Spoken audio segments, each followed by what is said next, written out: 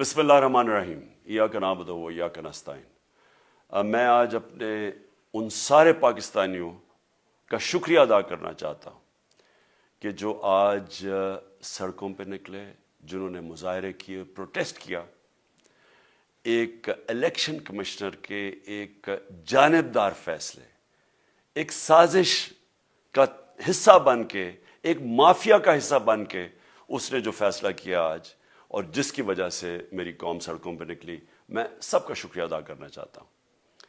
پہلے تو میں اپنی قوم کے سامنے یہ رکھنا چاہتا ہوں، یہ کیا فیصلہ ہے، یعنی یہ توشہ خانہ کیا چیز ہے؟ توشہ خانہ وہ ہے کہ جب ملک کا پرائم منسٹر، اس کے وزیر، اس کے آرمی چیف، ان کو جب پریزنٹس ملتے ہیں، جب وہ اقتدار میں ہوتے ہیں، تو جب ان کو تحفے ملتے ہیں، تو یہ جو سارے تحفے ہیں یہ جاتے ہیں توشہ خانہ کے اندر۔ ایک پورا ریکارڈ ادھر قائم کیا جاتا ہے۔ اس توشہ خانہ سے ایک قانون کے تحت آپ فیصلہ کر سکتے ہیں کہ میں ایک آدھی قیمت، ہمارے دور میں آدھی قیمت ہم دے کے ہم وہ خرید سکتے ہیں وہاں سے۔ سارا ریکارڈ اس کا ہے پڑا ہوا ہے توشہ خانہ میں۔ تو یہ جو کیس اس نے کیا ہے، یہ جو کیس کے اوپر فیصلہ دیا ہے، میں آپ ساری قوم کے سامنے اب یہ کہنا چاہتا ہوں کہ جب بھی، اور انشاءاللہ ہم اب جا رہے ہیں عدالت میں آج سب کے سامنے کہنا چاہتا ہوں کہ یہ عدالت کے اندر کیس جائے گا اور اس میں ایک چیز غیر قانونی نہیں نکلے گی، کیونکہ سارا ریکارڈ اویلیبل ہے۔ اور جنہوں نے قانون توڑا ہے، توشہ خانہ کا قانون کس نے توڑا ہے؟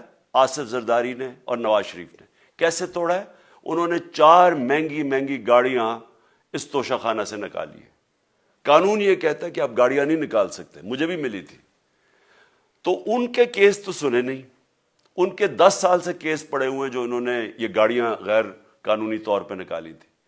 اور وہ جو کہ سارے میرے وکیل نے آج قوم کے سامنے بتایا کہ سارا ریکارڈ اویلیبل ہے، اس کے اوپر اس نے یہ فیصلہ کیا۔ تو پہلے تو ہم جائیں گے انشاءاللہ عدالت میں، لیکن میں اس الیکشن کمیشنر کے اوپر اپنی قوم کے سامنے اس کا ذرا اصلیت رکھنا چاہتا ہوں۔ یہ وہ آدمی ہے جو پچھلے 2.5 سال سے ہمارے خلاف فیصلے دے رہا ہے۔ 8 یا 9 دفعہ اس نے ہمارے خلاف فیصلہ دیا، ہم عدالت میں گئے اور عدالت نے اس کے فیصلے اوور ٹرن کر کے ہمارے حق میں فیصلے دیے، کیونکہ اس کے جو فیصلے تھے وہ غیر جانبدار نہیں تھے۔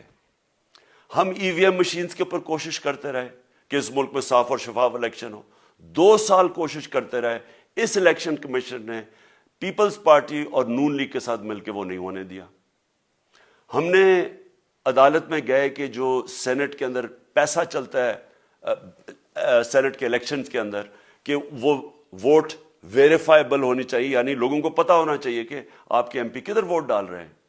ہم سپریم کورٹ میں گئے، سپریم کورٹ میں اجازت دے دی کہ ووٹ ویریفائبل ہونی چاہیے، اس نے روک دی۔ اس کے بعد یوسف رضا گیلانی کا بیٹا پیسے دیتے ہوئے پکڑا گیا ووٹ خریدتے ہوئے، اس نے کوئی ایکشن نہیں لیا۔ یہ اس نے جب ہمارا یہ ابھی جو آڈیو لیکس ہوئی ہے، اس کے اندر کیا چیز آئی ہے سامنے؟ آڈیو لیکس میں یہ سامنے آئی کہ نون لیگ کے ساتھ بیٹھ کے یہ فیصلے کر رہا تھا کہ کون سے حلقے ہمارے کمزور ہیں اور کدھر پی ڈی ایم کی ووٹ جو تھی ہمارے حلقوں سے دگنی تھی۔ اس نے ان کے ساتھ بیٹھ کے فیصلے کیے۔ یہ جو ابھی حال ہی میں الیکشن ہوئے ہیں، اسی الیکشن کمیشن نے، اس نے پہلے بھی جب پنجاب کے بائی الیکشن ہوئے تب بھی پوری الیکشن کمیشن کی مشینری نے ان کی مدد کی، اور اس کے گورنمنٹ بھی پنجاب میں انہی کی تھی، گورنمنٹ کی مشینری نے بھی پوری مدد کی۔ اس کے باوجود دونوں دفعہ یہ الیکشن ہار گئے، اور الیکشن اس لیے ہارے کہ پاکستان کی قوم ان کو ریجیکٹ کر بیٹھی ہے، اور اللہ کا شکر ادا کرتا ہوں ہمارے ساتھ کھڑی ہے۔ جب ہماری گورنمنٹ گئی تب سے یہ مافیا کوشش کر رہا ہے کہ تحریک انصاف کو ختم کرنے کی۔ پہلے تو انہوں نے گورنمنٹ گرائی بیرونی سازش، پھر انہوں نے کروڑ روپیہ خرچ کیا، 20 یا 25 کروڑ روپے کی ووٹیں خریدی، لوگوں کو لوٹا بنایا، ہماری گورنمنٹ گرائی۔ اس کے بعد جب ہم نے مظاہرہ کیا، پرامن مظاہرہ، آئین اور قانون میں رہتے ہوئے، ہمیں آئین اجازت دیتا ہے پرامن احتجاج کرنے کی، ہم نے پرامن احتجاج کرنا تھا۔ انہوں نے جس طرح ایک بیرونی جو آج بھی وہ سائفر اویلیبل ہے جس میں واضح ہے کہ ان کو باہر سے مل کے انہوں نے ایک گورنمنٹ گرائی تھی. سب کو پتہ ہے سندھ ہاؤس میں 20-25 کروڑ روپیہ چلا اور گورنمنٹ انہوں نے گرائی. اس کے اوپر مظاہرہ ہم نے کیا 25 مئی کو. انہوں نے جس طرح کا ظلم و تشدد کیا ہمارے اوپر پاکستان کی تاریخ میں ایسے کبھی نہیں ہوا. عورتوں بچوں کے اوپر دیکھ رہے ہیں فیملیز, انہوں نے شیلنگ کی, گھروں میں گھس گئے رات میں, جو پنجاب پولیس کو انہوں نے استعمال کیا, اور انہوں نے سمجھا کہ پارٹی کراش ہو جائے گی.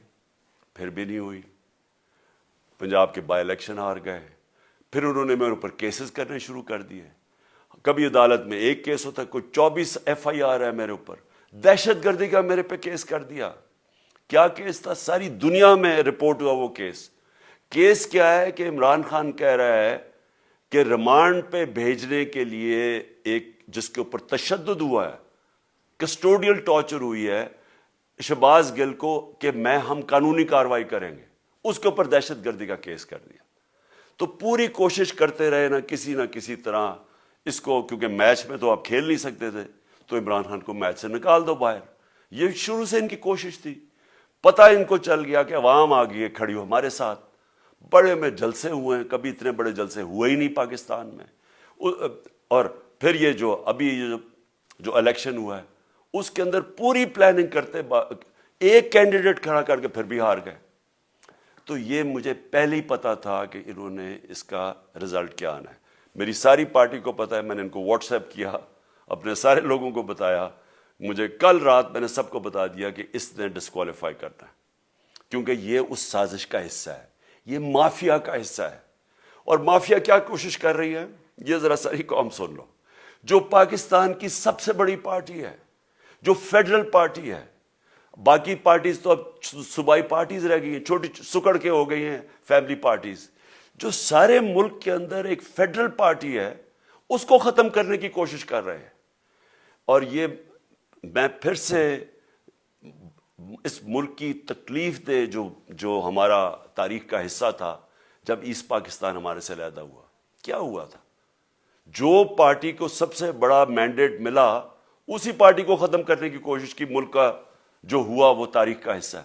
یہ پھر کوشش کر رہے ہیں کہ ایک پارٹی جو ساری فیڈریشن کو اکٹھا رکھ سکتی ہے اسی پارٹی کو ختم کرنے کی کوشش کر رہے ہیں کہ جناب عمران خان کو کسی طرح ڈسکوالیفائی کریں اور پھر الیکشن ہو. اور پھر مجھے اور نواز شریف کو ایک ہی طرح دکھایا جا رہا ہے کہ اچھا جی عمران خان بھی ڈسکوالیفائی ہو گیا تو نواز شریف بھی ہو گیا. نواز شریف اس ملک کا بڑا مجرم ہے. 30 سال سے چوری کر رہا ہے اس ملک کا پیسہ باہر. بڑے بڑے محلات ہیں اس کے اور اس کے بچوں کے باہر. ایک رسید نہیں دکھا سکتا کہ پیسہ کدھر سے آیا. میں نے کرکٹ کھیلتا تھا تو میں نے ایک فلیٹ خریدا.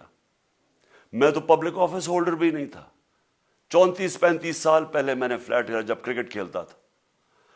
اس کے باوجود میں نے 8 مہینے عدالت کے اندر ایک ایک رسید بتائی کہ مجھے کدھر سے انکم آئی, کدھر سے آمدنی آئی, اور باہر سے حلال کے پیسے کی جو میں نے جو خرچہ جو خریدا فلیٹ, اس کو جب بیچا بینک کے تھرو پاکستان میں پیسہ لے کے آیا, اپنے ملک میں پیسہ لے کے آیا. اس کی بھی منی ٹریل تھی. عدالت نے مجھے صادق اور امین کا, اور مجھے مقابلہ اس آدمی سے کر رہے ہیں جو اربوں روپے کی پراپرٹیز لے کے بیٹھا ہوا ہے. کبھی کوئی جھوٹ بولتا ہے کہ جی مجھے قطری کھاد کے جی قطری نے پیسے دے دیے, کبھی وہ کہتا ہے یہ ہیں وہ ذرائع, وہ فیل ہو جاتا ہے. وہ بیٹی کہتی ہے میرے لندن تو چھوڑو پاکستان میں کوئی پراپرٹی نہیں ہے, اور پھر پراپرٹی نکلا. یعنی جو بتا ہی نہیں سکتے کہ اس ملک سے باہر اربوں روپے کی پراپرٹیز ہے, اور اس کو اور میرے ساتھ کر رہے ہیں کہ جی آپ دونوں ڈسکوالیفائی ہو گئے. اور جو سب سے شرمناک چیز کیا ہے کہ جس آدمی کی ساری پراپرٹی سب پاکستان سب ڈکلیئرڈ اپنے نام پہ, اس کو ڈسکوالیفائی کر رہے ہیں, اور یعنی میچ سے باہر رکھنے کی کوشش کر رہے ہیں. اور کن کو اس ملک میں بچایا جا رہا ہے؟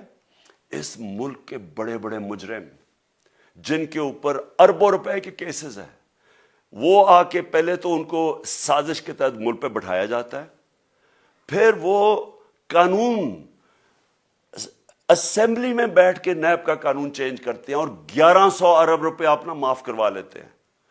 قوم جب نیچے پسی ہوئی ہے آج مہنگائی میں، بے روزگاری میں، 6 مہینے میں انہوں نے ملک کدھر سے کدھر پہنچا دیا ہے.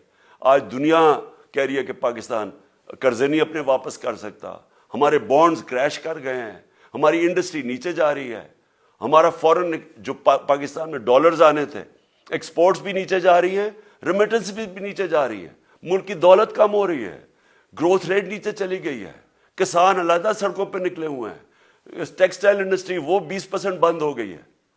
6 مہینے میں وہ پاکستان کو یہاں لے کے آئے ہیں اور اپنے صرف پیسے بچا رہے ہیں، صرف آ کے اپنی چوری بچا رہے ہیں. اور جو آدمی 26 سال سے سٹرگل کر رہے ہیں اس ملک میں، قانون کی بالادستی ہو، انصاف ہو، احتساب ہو، اس کے اوپر کیسز کر رہے ہیں اس طرح کے، صرف اور صرف میرا منہ بند کرنے کے لیے.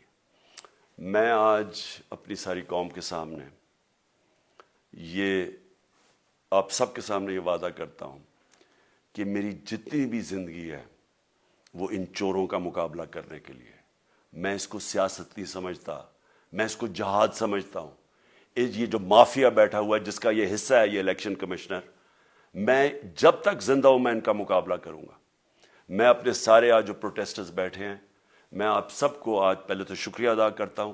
اب میں کہتا ہوں کہ اب آپ پروٹیسٹ ختم کر دیں. آج آپ پروٹیسٹ اب ختم کر دیں کیونکہ لوگ اس وقت مشکل میں ہیں اور میں نہیں چاہتا کہ میری قوم مشکل میں ہو. لیکن آپ سب تیاری کریں. میں نے کہا تھا مہینے کے اینڈ میں لانگ مارچ کروں گا اور میں پوری طرح انشاءاللہ اس ملک کی تاریخ کی یہ سب سے بڑا پروٹیسٹ ہوگا. اور یہ صرف لانگ مارچ پہ ختم نہیں ہوگا، یہ میری حقیقی آزادی کی تحریک چلتی رہے گی جب تک اس ملک کے اندر قانون کی بالادستی قائم نہیں ہوگی. اس طرح کے چور، اس طرح کے ڈاکو، اس طرح کے مافیا، اس طرح کا یہ کرپٹ الیکشن کمشنر جب تک یہ بیٹھے ہیں میری یہ تحریک چلے گی. اور میں اپنی ساری قوم کو آج کہہ رہا ہوں کہ یہ ملک ایک فیصلہ کن موڑ پہ ہے. اگر ہم جو اللہ کا حکم ہے کہ ظلم اور ناانصافی کے سامنے کھڑے ہو، جہاد کرو، اللہ کا حکم ہے امر بالمعروف، اچھائی کے ساتھ کھڑے ہو اور اس طرح کے چوروں کے خلاف کھڑے ہو، جب تک ہم قوم اس فیصلہ کن وقت پہ اب جدوجہد کرنے کے لیے تیاری نہیں کریں گے، ہم ان چوروں سے اپنی جان نہیں چھڑا سکیں گے. جہاد اللہ نے ہمارے پہ فرض اس لیے کیا ہے کہ جب ہم ظلم کا مقابلہ کرتے ہیں اپنی بہتری کرتے ہیں، ظلم کم ہو جاتا ہے. جب ہم اس طرح کی ناانصافی اور ظلم کے سامنے سر جھکاتے ہیں ہماری معاشرہ تباہ ہو جاتا ہے. جب معاشرہ اچھے اور برے کی تمیز ختم کرتا ہے، یہ چور جا کے ملک کا فیصلہ کرتے ہیں، وہ معاشرہ کو تباہ کر دیتے ہیں. ہم آج اس فیصلہ کن وقت پہ کھڑے ہیں. میں آپ کو کال دوں گا، پھر سے میں آپ کو کہوں، اور انشاءاللہ اس ملک کی تاریخ کی یہ سب سے بڑا مظاہرہ ہوگا، یہ سب سے بڑی پروٹیسٹ موومنٹ ہوگی اور یہ رکے گی نہیں. اب یہ جب تک ہم اس ملک کو حقیقی طور پہ آزاد نہیں کرتے، یہ میری پروٹیسٹ موومنٹ اب چلتی رہے گی. پاکستان زندہ باد.